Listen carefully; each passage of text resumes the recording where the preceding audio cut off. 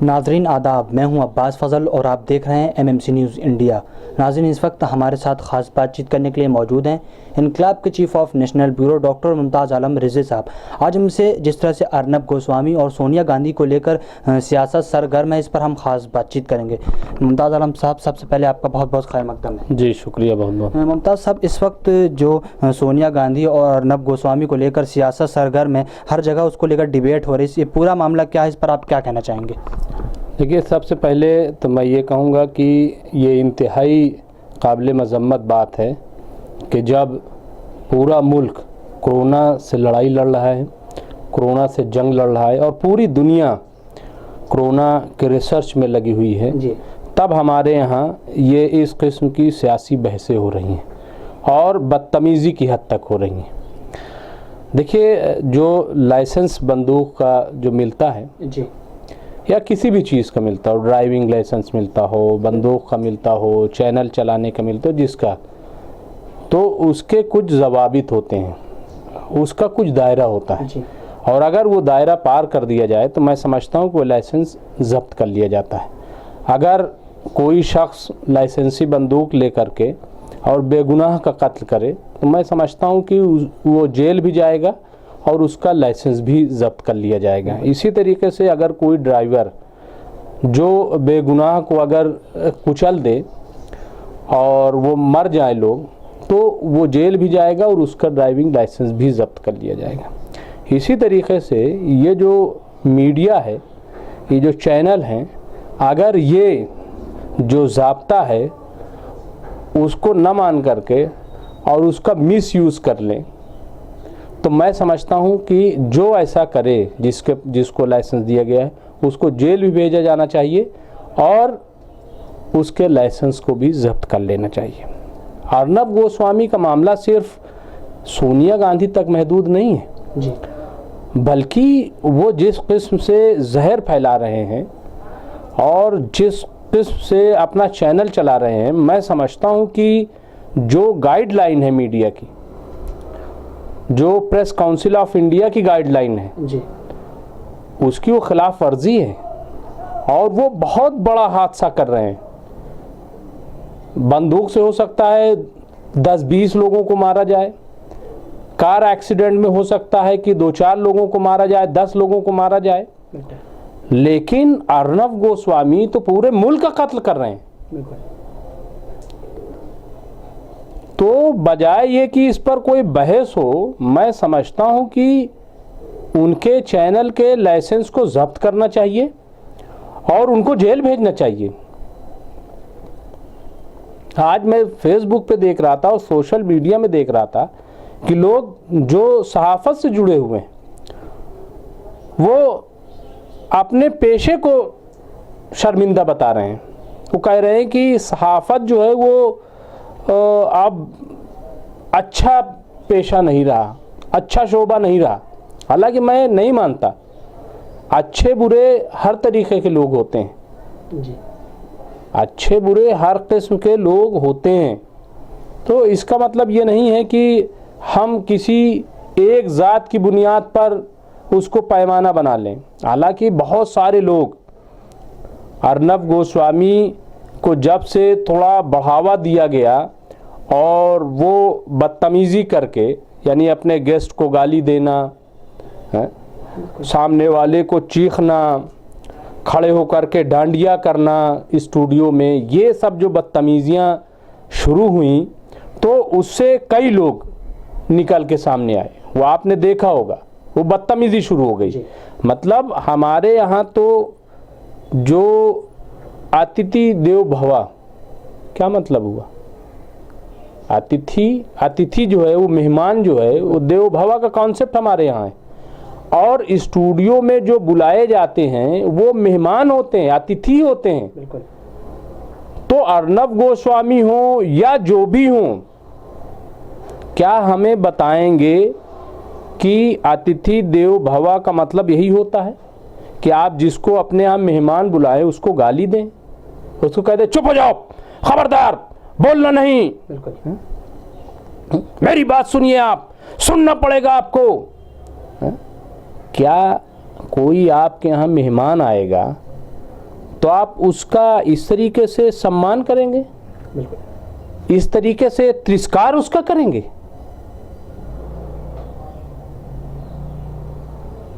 आज पूरी दुनिया में, अभी मैं पढ़ रहा था एक खबर कि बरतानिया जो है वो कोरोना के लिए वैक्सीन तैयार कर रही है। ऑक्सफोर्ड यूनिवर्सिटी में पूरी रिसर्च चल रही है। 5000 लोगों पे इसका एक्सपेरिमेंट होने जा रहा है, ट्रायल होने जा रहा है, शुरू हो गया ट्रायल।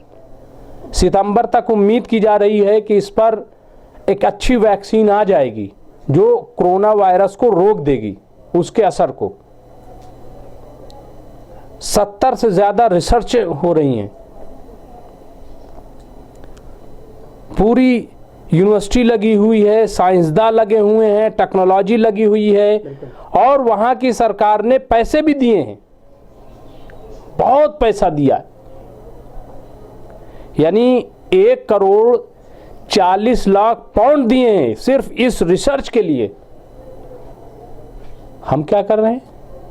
हमारी किस पे बहस है कि सोनिया गांधी हिंदुस्तानी है कि नहीं है? वो इटली की हैं, इटली वाली सोनिया गांधी। बिल्कुल है? ये इटली वाली सोनिया गांधी, ये अर्नब गोस्वामी क्या कहना चाहते हैं?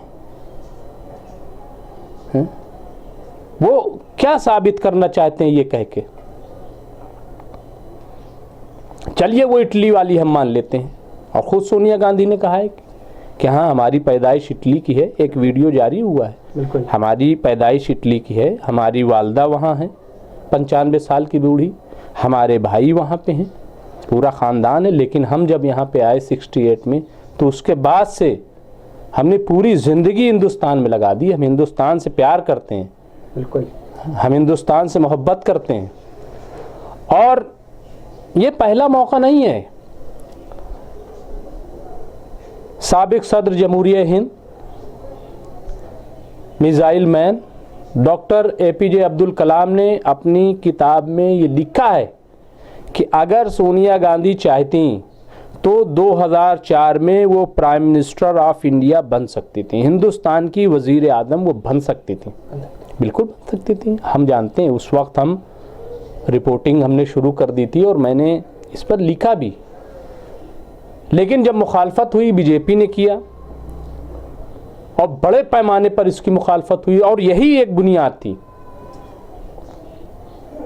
कि वो हिंदुस्तानी मूल की निवासी नहीं।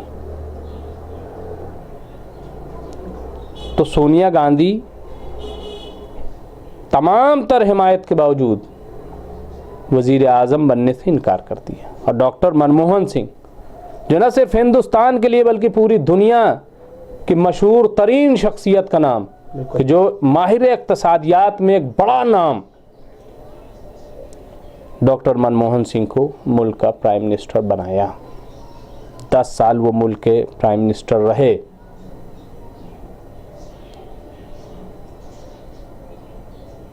तो अगर ऐसी शख्सियत है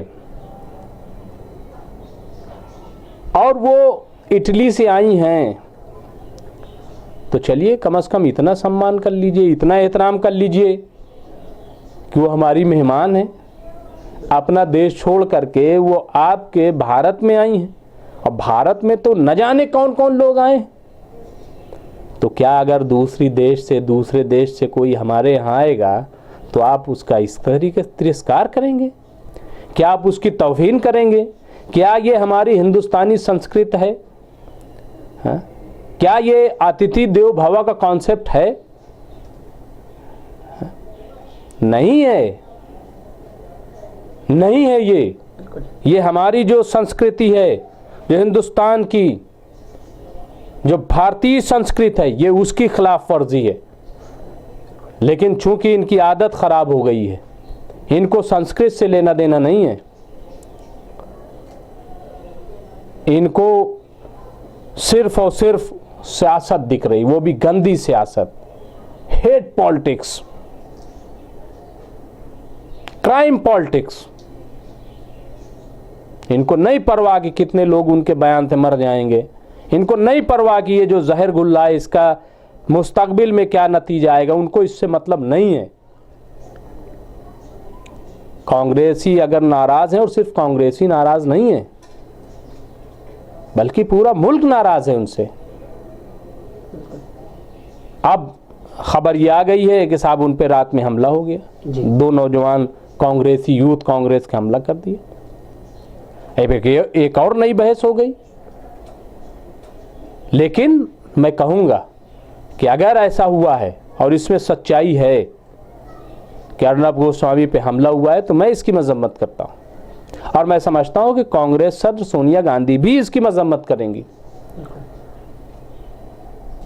क्योंकि अर्नब गोस्वामी पे हमला जो है इस मसले का हल नहीं है, बल्कि ये जो जहर है इसको मारना है।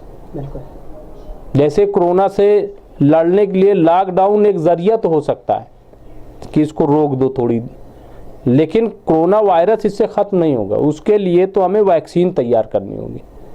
तो अर्नब गोस्वामी ने जो जहर घोला है पूरे मुल्क में, तो उसके लिए वैक्सीन तैयार करनी पड़ेगी हमें उस जहर को मारने के लिए।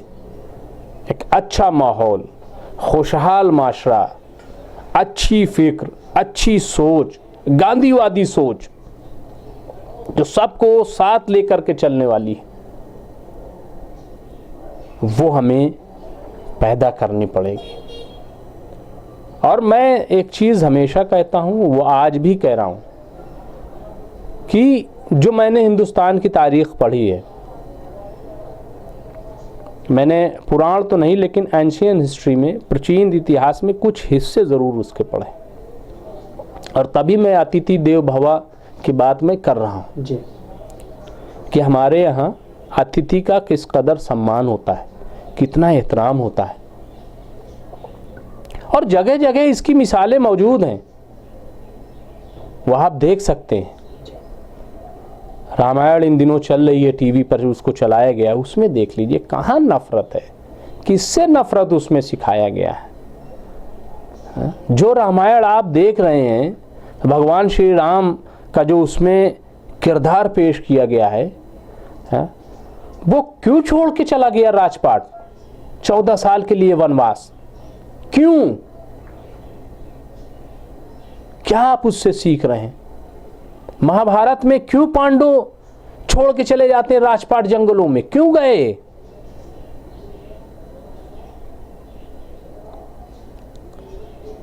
तो हम ये सब क्यों देख रहे हैं? क्या टाइम पास करने के लिए इन सब चीजों को देख रहे हैं? नहीं।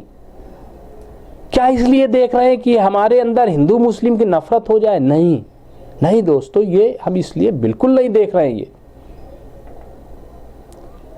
हम इसलिए देख रहे हैं ताकि हमारे अंदर इंसानियत पैदा हो सके, हम लोगों को पहचान सकें, जान सके लोगों को, अपने लोगों को पहचान सकें, अपनी भारतीय संस्कृति को पहचान सकें। भारतीय संस्कृति किसी को मारना नहीं है, किसी को दुख देना नहीं है, किसी को तकलीफ पहुंचाना नहीं है। भारतीय संस्कृति है दूसरों को सम्मान देना। आज अगर हिंदुस्तान महान है तो इसीलिए है क्योंकि इस धरती पर, इस सरजमीन पर सबको सम्मान मिला है, सबको इज्जत मिली है। तो इसलिए अर्नब गोस्वामी जैसे लोग, मैं समझता हूं कि ये इनको जो लाइसेंस दिया गया है चैनल चलाने का, ये उसकी खिलाफ वर्जी कर रहे हैं। इसलिए इनके इस लाइसेंस को ज़रूर छीना जाना चाहिए, और इनको ये जो काम कर रहे हैं इसको देखे। अभी सुप्रीम कोर्ट में मामला चल रहा है, उसमें पिटीशन दाखिल की गई है, और 2 हफ्ते बाद इसकी सुनवाई भी होने वाली है, यही फर्जी खबर चलाने के सिलसिले में। तो मैं बस यही कहूँगा कि हमें भी इन तमाम चीज़ों से अलग हटकर, दूर हट करके बकने दीजिए इनको। जो ये कह रहे हैं इनको करने दीजिए। हमें लॉकडाउन का एहतराम करना है, हमें कोरोना से बचने का जो भी तरीक़ा हो सकता है उसको अपनाना है, हमें हुकूमत की तरफ से जो भी गाइडलाइन आई है उसकी तरफ तवज्जो देनी है, हमें भटकना नहीं है। हमें भटकना नहीं। हमारे यहाँ जो वैक्सीन की इजादात हो रही हैं, जैसा कि गुजरात से खबर आई थी, जैसा कि मुंबई से खबर आई है, तो और जो इस तरीके की रिसर्च हो रही हैं हमें उस पर तवज्जो देनी है। क्योंकि जैसे ही आप ये बताते हैं अब्बास साहब कि हिंदुस्तान ने भी एक नई रिसर्च कर ली। अभी एक हिंदुस्तानी लड़का जैदी जो है वो अमेरिका में उसने ईजाद की और वैक्सीन उसने बनाया, तो हिंदुस्तान का भी सर जो है फ़ख्र से ऊंचा हुआ। अब वो इलाहाबाद का लड़का। तो इसी तरीके से जो जब रिसर्च सामने आती है और कोई कामयाबी दिखती है तो एक हौसला भी बढ़ता है, वरना तो मायूसी होती है, घुटन होती है। तो अभी जब सारे लोग अपने घरों में कैद हैं तो उन तक हमें नफ़रत नहीं पहुंचानी, उन तक हमें खुशखबरी पहुंचानी है, अच्छी बातें उन तक पहुंचानी है कि देखिए ये काम हो रहा है, ये काम हो रहा है, जल्दी वैक्सीन बनेगी और जल्दी दवाएं आ जाएंगी, लॉकडाउन जो है वो रिलीज़ किया जाएगा और फिर वैसे ही ज़िंदगी हो जाएगी, खुशहाल ज़िंदगी हो जाएगी। तो ये तमाम चीज़ें जो हैं वो हमें आया करनी है। हमें ये फ़र्दी लोग जो है फ़र्दी काम जो कर रहे हैं, जो जहर फैला रहे हैं, तो ये अपना करें, हमें इससे मतलब नहीं है। और हम तो सिर्फ ये जानते हैं कि चूँकि रमज़ान का महीना भी शुरू होने जा रहा है, तो ख़ास तौर से जो फ़र्ज़ंदान तौहीद हैं वो अपने घरों में रहें और घर में रहते हुए, और जाहिर सी बात है वो घर में रहेंगे, उसको बार बार बहुत ज़्यादा कहने की ज़रूरत नहीं है। डिसिप्लिन वो मेंटेन किए हुए हैं, अपने घर में इफ्तार भी करेंगे, रोज़े में जो इबादत हैं वो भी, तरावी भी वो अपने घरों में, बहुत सारी सहूलत हैं। मान लीजिए कि अगर किसी के पास मुफ्ती नहीं है तो मैं समझता हूँ कि टेक्नोलॉजी का ज़माना है, और अगर आप मोबाइल पे वो लगा लें कुरान तो सुनना ही है, तो वो उस तरीके से आप कर सकते हैं। कोई इसमें वैसे तो इस पे फतवा मुफ्ती देंगे कि क्या ये ठीक रहेगा नहीं रहेगा, लेकिन मेरा अपना ख्याल से कि ये भी एक तरीका हो सकता है, क्योंकि बहुत सारे ऐसे लोग होंगे जो जाहिर सी बात है पूरा कुरान कहाँ उन्हें याद होगा, चंद सूरह नमाज के लिए ही याद होंगी। मसलन मैं मुफ्ती नहीं हूँ, हाफिज़ कुरान नहीं हूँ, तो लेकिन चंद आयतें याद हैं, तो हम ये ज़रूर कर सकते हैं कि जो कुरान चूँकि बड़ी अच्छी इमाम हरम अल-सदैस साहब की आवाज़ में भी हम उस कुरान को सुन सकते हैं, और हम जो भी फ़राइज़ हैं वो सब इस तरीके से। कहने का मतलब ये है कि हमें नेक काम करना है, और ये अर्नब गोस्वामी और इस तरीके के जो लोग भी हैं इन पर बिल्कुल तवज्जो नहीं देनी है, और किसी को नहीं देनी है, किसी को तवज्जो नहीं देनी है, बल्कि जो हुकूमत कह रही है और जो एक डिसिप्लिन मेंटेन करनी है हमें लॉकडाउन के दौरान, वो हमें मेंटेन करके रखना है। जी मुमताज़ साहब बहुत बहुत शुक्रिया। जी शुक्रिया बहुत। नाज़रीन, जैसा कि आप देख रहे थे, इस वक्त हमारे साथ ख़ास बातचीत करने के लिए मौजूद थे इनकलाब के chief of national bureau doctor Mumtaz Alam Rizvi साहब। आज हमसे जिस तरह से अर्नब गोस्वामी और सोनिया गांधी को लेकर सियासत सरगर्म है, उस पर हम ख़ास बातचीत कर रहे थे। तो नाज़रीन, हम फिर हाजिर कुछ बड़ी खबरों के साथ, देखते रहिए MMC न्यूज़ इंडिया नई दिल्ली। शुक्रिया, खुदा हाफिज़।